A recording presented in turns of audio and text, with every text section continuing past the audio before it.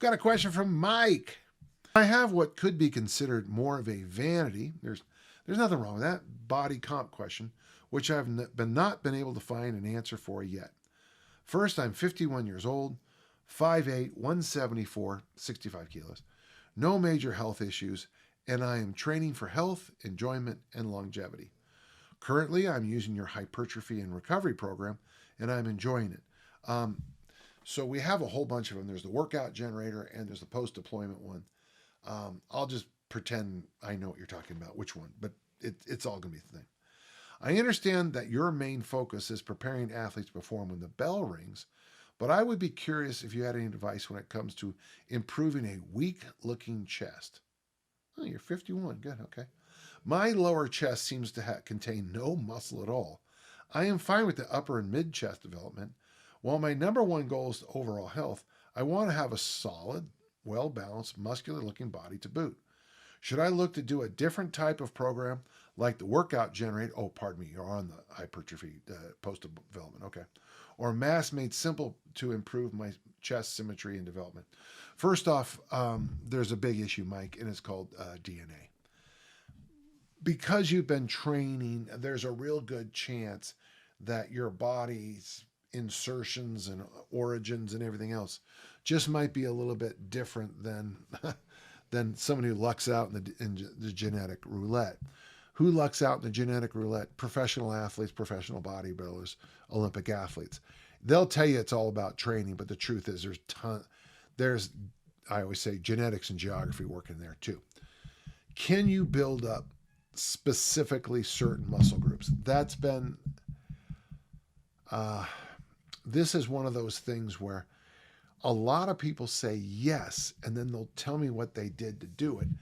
For example, for low chest development, there's those cable flies where you end up down here in the most muscular pose. And I actually had a friend in college who actually said he filled it in.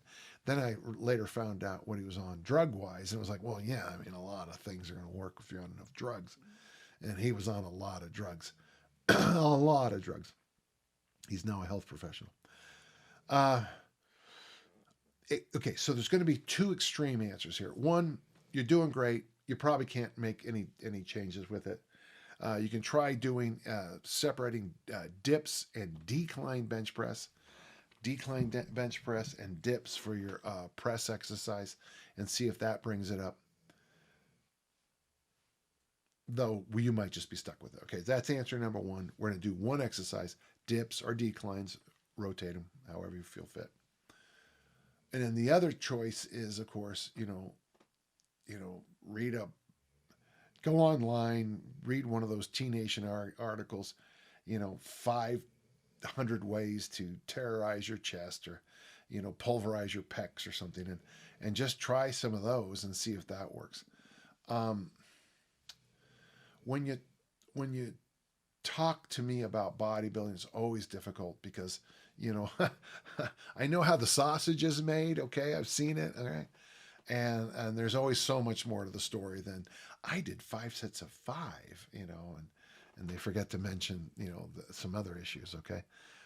Try the decline bench.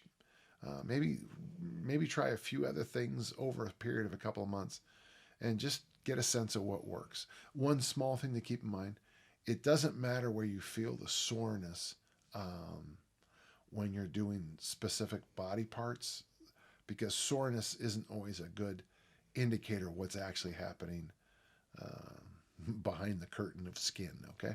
Good luck to you on this. It's a good question, and I'd like to know how you do.